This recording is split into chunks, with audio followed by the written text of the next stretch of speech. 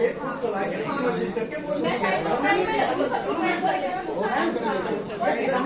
दो ये केस, दोनों के आईडी चेक करें। एक सेकेंड, मेरे पास जो है जैसे ही ये न्यूज मेरे कानों में पड़ी, मैंने आप पत्रकार साथियों के माध्यम से कई उसमें भी देखा, तुरंत मैंने उसी टाइम विकास अरोड़ा जी को मैसेज किया कि ये क्या मामला है, एक बहुत गंभीर बात है, इसके ऊपर आप पर्सनली जो है इनिशिएटिव लेना। और अभी मेरी विकास जी से बात हुई, उन्होंने कहा हमने तुरंत FIR दर्ज कर दी थी और बहुत जल्द जो हम सस्पेक्ट कर रहे हैं जिसका, उनको हम जल्दी अरेस्ट कर लेंगे, क्योंकि वो उस टाइम लड़की डिवोर्स थी और वो सारी बात थी, इसलिए थोड़ी इंक्वायरी करना भी आवश्यक है। तो मैं भी इस बात को मानती हूँ कि हर चीज़ की इंक्वायरी कर लेना ज़रूरी है, बट मैंने ये बात भी रखी है कि कैमराज में एक बार चेक करें ज़रूर, एंट्री एग्जिट में कैमरा में कोई ना कोई आया होगा, वो ज़रूर आप देख के तुरंत प्रभाव से। इतना बड़ा अस्पताल, ग्रामीण अस्पताल और इस तरह की घटना होना शर्मनाक है, शर्मनाक। सुरक्षा की चूक है, बिल्कुल चूक है।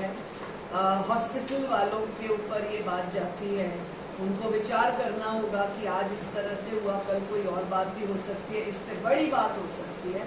और ऐसे तो उनके हॉस्पिटल के ऊपर विश्वास की जो है एक सुई अटक जाती है, इसलिए सबको सोचना होगा, मेदांता के मुखिया को, मेदांता के डॉक्टर्स को, मेदांता की पूरी टीम को, और इस केस को नोटिस करते हुए हर हॉस्पिटल, हर उस स्थान के लोगों को सोचना होगा जहां पर पब्लिक आती है। महिला आयोग के बतौर चेयरपर्सन आपकी तरफ से क्या कोई इसमें जांच की जा रही है?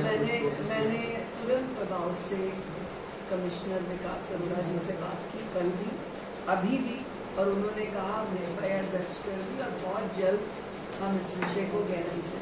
मैम, आपके आयोग की तरफ से विक्टिम से किसी ने मुलाकात की है? क्योंकि जैसे उसने बयान दिए कि नहीं, आई शुड नॉट से wrong things and should not give wrong बयान।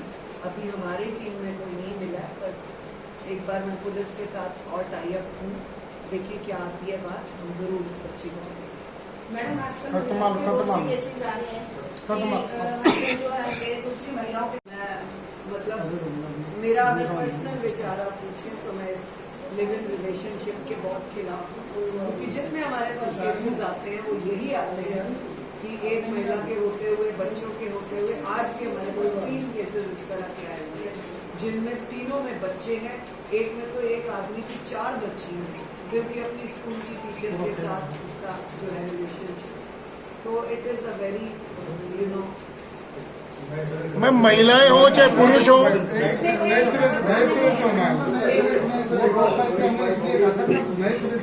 बीच में नहीं कटना। हाँ, दूसरा कर लो।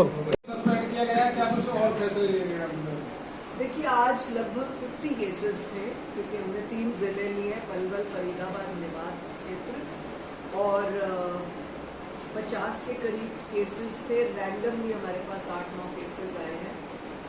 इसमें जो मुख्य केस एक मुझे लगा, वो जो आपके साथ शेयर करने का भी है अधिकार का, कि एक लड़का जिसका अपना स्कूल है और उसकी टीचर के साथ संबंध बन गए और शादी चुपके से कर ली, या जो भी इल्ज़ाम उस पर आए हैं वो हमने चेक कर रहे हैं। उसकी 4 बेटियां हैं। उस महिला के लिए हमने आदेश दिए हैं कि इसको जो है इसका राइट देकर, इसके बच्चियों के नाम पे उसके फादर से जो राइट बनता है वो देकर आज ये फैसला हमने लिया। इसके अतिरिक्त हमारे पास जो 3-4 और लिव इन रिलेशनशिप के केसेस आए हैं, उनमें भी एक बच्ची का है। हम ट्राई कर रहे हैं कि उन दोनों को पैचअप की स्थिति में ले आए अगर लड़की चाहेगी, और इसमें लड़के को भी ये सोचना होगा कि फिर उसको फर्दर रिलेशनशिप में नहीं रहना है। तो उम्मीद है ये 2 केसेस। इसके अतिरिक्त जो मुख्य रूप से हमारे पास केस आज का फरीदाबाद का था, वो सफीदों के SDM पुलकित मल्होत्रा का था, जिसकी पत्नी को हमने आज नहीं बुलाया था क्योंकि 4 बार वो आ चुकी है, और पुलकित मल्होत्रा ने हर बार कोई ना कोई एक्सक्यूज़ की, हेल्थ की, कभी अपनी मदर की हेल्थ की, कभी फादर की हेल्थ की, एक बार इलेक्शन ड्यूटी है उसकी, और आज उसके फादर और मदर आए थे जिन्होंने हमें कुछ पेपर्स दिखाए कि उनका पानीपत में एक्सीडेंट हुआ और वो उनको सर पे कुछ चोट है, वो एडमिटेड है। ये एक कई दिनों से चल रहा केस है जिसमें ये लड़की भी ऑफिशियल हरियाणा गवर्नमेंट में है और बहुत अच्छे दायित्व पर है, जिसने अपने पति के खिलाफ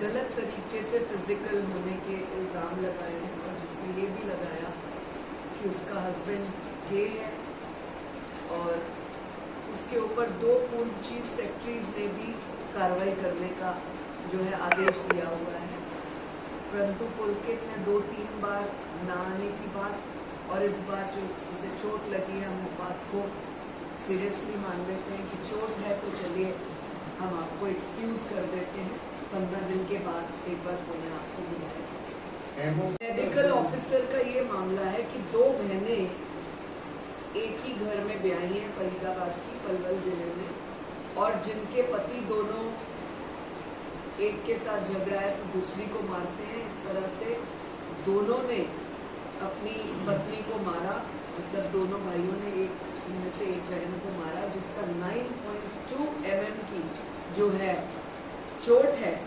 हेड इंजरी है, 16 टांके आए हैं और उसको जो मेडिकल ऑफिसर है पलवल के उसने एक नॉर्मल इंजरी करके बताया, जिसके खिलाफ हमने आप बात की है कि उसको इमीडिएट सस्पेंड किया जाए। हेड इंजरी 9.2 mm की और उसको नॉर्मल इंजरी बताना, ये मुझे लगता है कि चेक किया जाना चाहिए। इसके लिए हमने 3 दिन में सीएमओ को दोबारा एक कमेटी गठित करके इस केस को देखने के आदेश दिए और सीएमओ को और उस ऑफिसर को विद रिपोर्ट आने के आदेश दिए। गजेंद्र खटाना वो दूसरा मामला है। ये आपने लास्ट वाला मामला होता है, इससे पहले इसमें तो आपने आदेश नहीं दिए सस्पेंड इंक्वायरी की रिपोर्ट आ जाए, बात करते हैं। सस्पेंड के लिए आज की कार्रवाई में पलवल के बहुत सारे केसेस थे, जिनमें 2-3 मुख्य केसेस थे। एक तो 2 बहनों को हेड इंजरी करने का, जिसके लिए हमने दोबारा से आदेश दिए हैं कि एक नई कमेटी गठित की जाए सीएमओ के माध्यम से और दोबारा इस केस के ऊपर स्टडी करके हमें रिपोर्ट दी जाए विदिन 3 डेज, और जिस डॉक्टर ने ये मेडिकल बनाया है कि ये एक मामूली चोट थी, उसके खिलाफ भी कार्रवाई की जाए।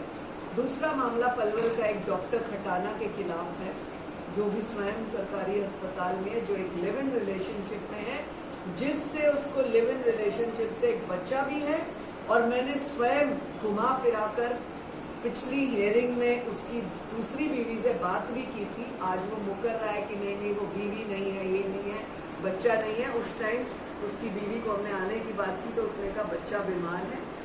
तो हमने डायरेक्ट इनडायरेक्ट अपनी इंक्वायरी फुलफिल कर ली और उस डॉक्टर के खिलाफ भी इंक्वायरी करके उसको हटाने के हमने आदेश दिए कि बिना डिवोर्स के इस तरह का रिलेशन रख के पहली बीवी को मेंटल टॉर्चर करके उसके घर भी जाकर उसको टॉर्चर करना और प्रेशराइज करना कि दोनों इकट्ठी रहो, ये कोई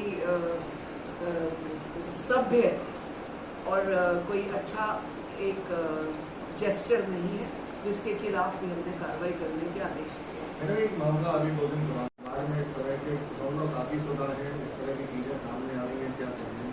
देखिए, इस तरह से ये तो आपकी नज़र में एक केस आया। हम पूरे हरियाणा में जब देखते हैं तो बहुत सारे केसेस आते हैं।